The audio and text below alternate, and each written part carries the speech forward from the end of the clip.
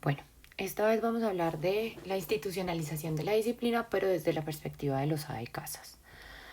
Lo primero es la forma en la que definen el mundo de la política y la ciencia política. Entonces, tomando selectivamente algunos planteamientos de Hobbes y de Easton, se propone que lo político o el mundo de la política y por ende de la ciencia política versa sobre las interacciones relativas a repartos terminantes de valores a nivel de toda la sociedad. Se entiende repartos en el sentido de repartir cargas y beneficios materiales e inmateriales. Si recuerdan, esto lo hablamos un poco en clase y tiene que ver fundamentalmente con el problema de los sistemas políticos y la forma en la que esos valores son asumidos por la sociedad. Esto lleva a los autores a plantear dos elementos del estudio de la ciencia política.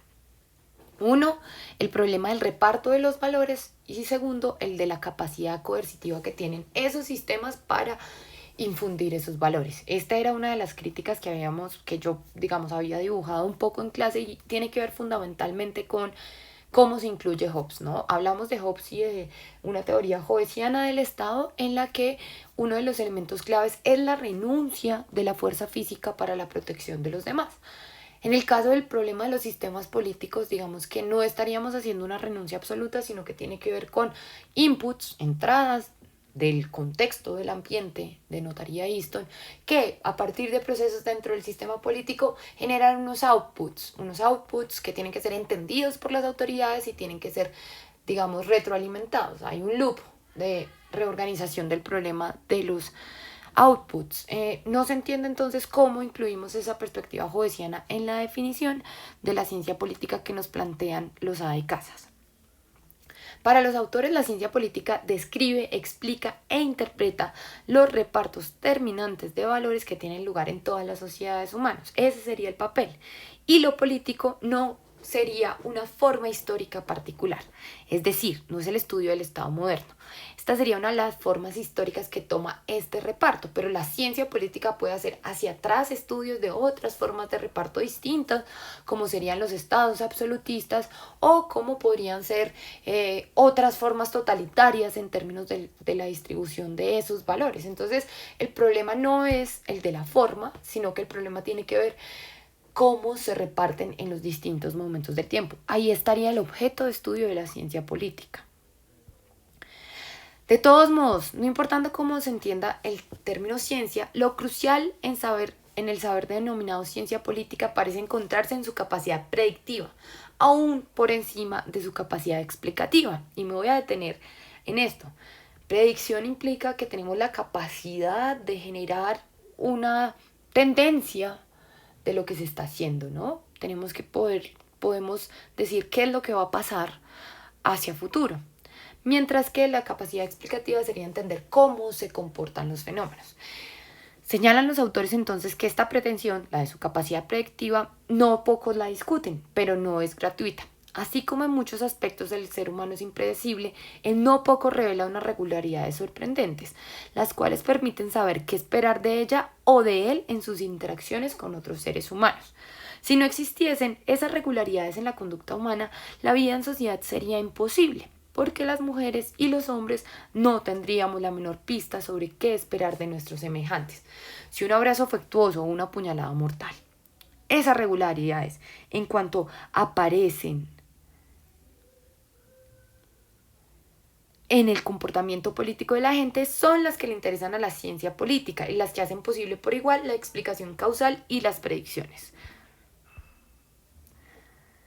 Por supuesto, esas regularidades y esas predicciones poseen un carácter tendencial o probabilístico. Entonces, lo que nos plantean acá los ama de casas es súper importante porque cuando ustedes, digamos en la siguiente parte, cuando veamos el tema del conductismo, estamos viendo que claramente los autores se sitúan en ese lugar de enunciación de la teoría política y el problema de la ciencia política. La ciencia política tiene que ver con las conductas. En este caso encontramos que hay un posicionamiento epistemológico que es importante y no es gratuito. Nos están señalando que por eso tenemos una capacidad predictiva, porque partimos del estudio de las conductas de los humanos en términos de la política, en el marco de esos sistemas políticos que reparten ciertos valores a partir de una capacidad autoritaria. La ciencia política para los autores realiza planteamientos provisionales y públicos. ¿Esto qué quiere decir? Y tiene que ver con todo el tema de la institucionalización de la ciencia y el problema de la forma en la que se construye conocimiento. No se pretende una única verdad que se mantenga en el tiempo. Es decir, no decimos fuerza es igual a masa por aceleración y nunca podrá ser cuestionado eso, sino que son provisionales y tienen que ser públicos para su realimentación, para que puedan discutirse. Eso es bien importante porque nos dice nuestra ciencia no es una ciencia estática, es una ciencia que cambia y que tiene que ser pública para llevar a discusiones que sean fructíferas en el proceso. Además de eso nos dicen hay una concepción amplia y una restrictiva de la ciencia política. Amplia en cuanto se abre a los ricos y numerosos aportes de la corriente hermenéutica, crítica y posmoderna, que si recuerdan lo leímos en el tema de los paradigmas, al igual que a la interacción con otras disciplinas y saberes. Nos dicen, no tenemos un único método, pero además abrimos a otras formas de conocer, pero es restrictiva porque exige fidelidad a los hechos y se focaliza sobre repartos específicos, realizados dentro de restricciones y oportunidades concretas. Entonces acá, ¿qué tiene que ver esto? La fidelidad a los hechos es algo que hemos hablado bastante en clase y es el problema de no decir lo que quiero decir y coger los datos para decir lo que yo quiero decir, sino entender que los datos nos dicen cosas y que hay que entender lo que los datos nos sirven para poder llegar a conclusiones. No podemos falsear los datos son la perspectiva restrictiva, no podemos hablar de la política desde una perspectiva solamente filosófica, sino que tenemos que dar datos que consoliden eso que estamos diciendo. Así, la ciencia es un conjunto de presuposiciones generales, probabilísticas o de tendencia interrelacionadas referida a una misma clase de fenómenos. Nos señalan los autores, que ya lo habíamos tocado también un poco en clase, que hay dos polos de configuración de la definición de la disciplina, el poder y el Estado, que en el caso de Pasquino serían las corrientes anglosajonas y la corriente continental. En este caso él nos dice que no se ubica en esas posiciones y que cree que es más fructífero para la ciencia entenderse desde esos dos elementos que ya habíamos señalado, el tema de los valores y la capacidad coercitiva para repartir esos valores. Después nos hablan de los periodos en términos de la institucionalización de la disciplina. Entonces, el primer periodo es el periodo formativo, que lo definen desde la segunda mitad del siglo XIX hasta la primera mitad del siglo XX. Hay una consolidación de la disciplina y es importante entender esto, que es un área de conocimientos en nombre de la cual se expiden títulos académicos. Esto es importante. Y esto se da desde la segunda mitad del siglo XIX hasta mediados del siglo XX. Y la profesionalización, es decir, que los politólogos tengamos un quehacer específico, aparece también en este mismo periodo. En el caso de Europa, señalan los autores que este primer periodo formativo se caracteriza porque no eran programas específicos, sino que se producían cátedras. La expedición de títulos no se da sino hasta el siglo XX y a pesar de la complejidad de la guerra se hacen aportes importantes, particularmente autores como, ya los hemos mencionado, Pareto, Michels, Mosca y Weber, que empiezan a consolidar un escenario de estudio de la política. En el caso de Estados Unidos, nos señala que en este primer periodo, en este periodo formativo, la influencia de la Universidad Alemana es súper importante en términos de las discusiones que se dan, pero también nos dice son el primer lugar donde hay una formalización disciplinar importante. Esto con el School of Political Science, que aparece en el Columbia College, que después se convierte en la Universidad de Columbia, y la aparición de, esto es súper importante, el primer programa de doctorado en Political Science y la primera revista, el Political Science Quarterly. Estos elementos, digamos, el tema de la aparición de una revista y de un programa de doctorado son importantes en términos de la consolidación de esa disciplina y de la formalización. Ya no estamos hablando del problema de el filósofo hablando de la política, sino que hay una formalización disciplinar y un campo que se va construyendo como propio de la ciencia política. Señalan además que en Estados Unidos la Primera Guerra Mundial se convierte en un punto de quiebre para la formalización de la disciplina y esto en la disputa entre el legalismo y el formalismo, ¿no? No es el problema del Estado ni el problema de la de la constitución del Estado ni el problema de la forma de Estado, sino que tiene que ver con el papel de los hechos, la forma en la que entendemos los hechos y en la forma en la que analizamos los hechos, que los hechos hablen sobre la política, no un referente jurídico o un referente de forma que sería el Estado. Y por último señalan lo importante de la formación de la Asociación Internacional de Ciencia Política en el año 1949 en el marco, digamos, impulsado por la UNESCO. El segundo momento de esa consolidación de la ciencia política es la revolución conductista. La revolución conductista, ¿a qué lleva? Uno, o en qué contexto se da mejor. Uno, la ampliación de las fronteras de los estudios. Es cuando los politólogos formalmente constituidos, digamos los que poseían un título, empiezan a hablar de problemas, por ejemplo, en América Latina. Esto es un primer elemento. Segundo, la intensificación de estudios sobre temas que ya se estaban desarrollando, particularmente estudios electorales, cultura política, que son importantes, pero además la aplicación de la metodología científica. Una metodología científica que tiene, digamos, su modelo en las ciencias exactas. Después hablamos de la aparición de enfoques claves. Ya dijimos el sistémico de Easton, el estructural funcionalista de Almond, que nos dice las estructuras determinan la aparición de funciones para su funcionamiento, los procesos decisorios de Laswell y Snyder, que tienen que ver fundamentalmente con el tema de la política pública, el problema de la decisión sobre los problemas sociales, cuando un problema social es un problema de gobierno y cuándo se tiene que entender, la psicología política, la forma en la que decidimos en términos de la política, y la economía política de Anthony Downs, que tiene que ver con las formas en las que se maximiza los resultados de las decisiones políticas.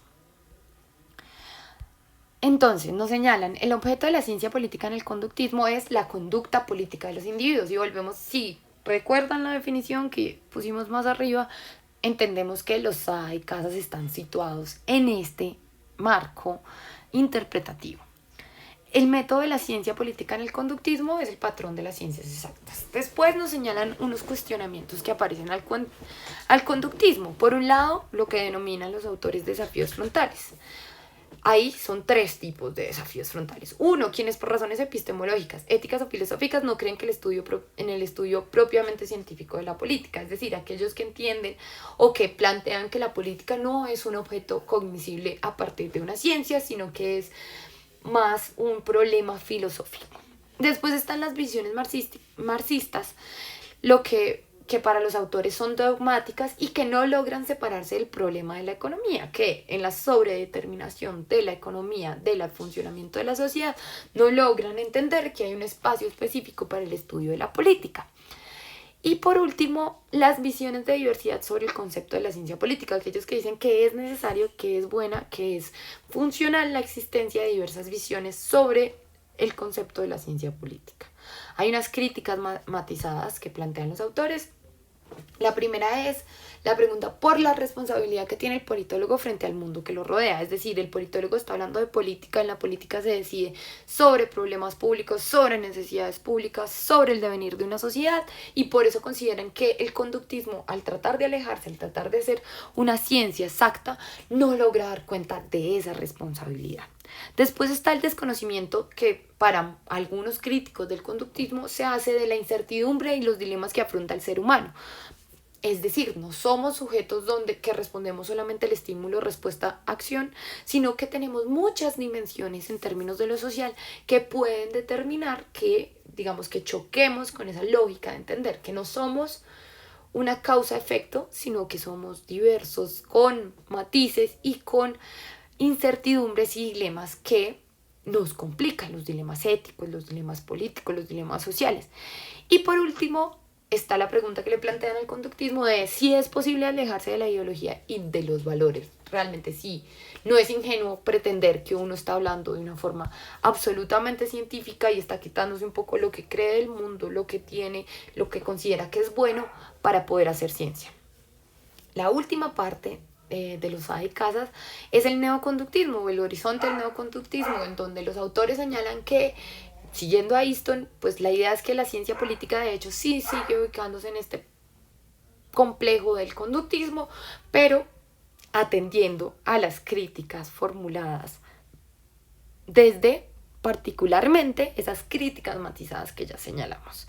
Esta es entonces la interpretación, bueno, no la interpretación, la explicación de la lectura de los Aba y Casas, que nos cuentan.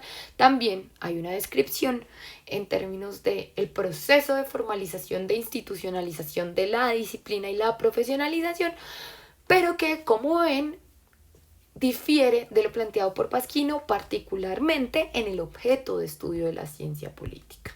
En el caso de Pasquino, recuerden, el problema central o el objeto de la ciencia política es el problema del poder.